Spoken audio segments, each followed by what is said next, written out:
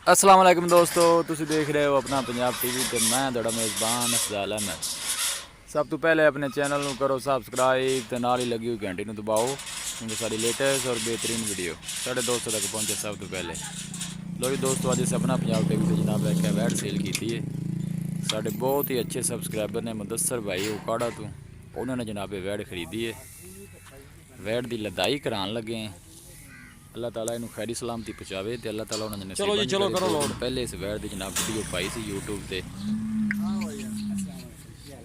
जनाब आज सेल कर दी है। लदाई करान लगे वैड की। चढ़ा दो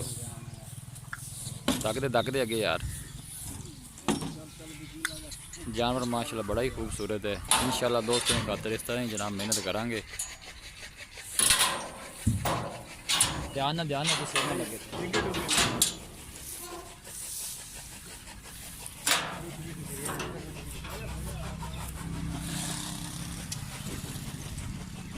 ये जनाब गड्डी का नंबर है LES 3348।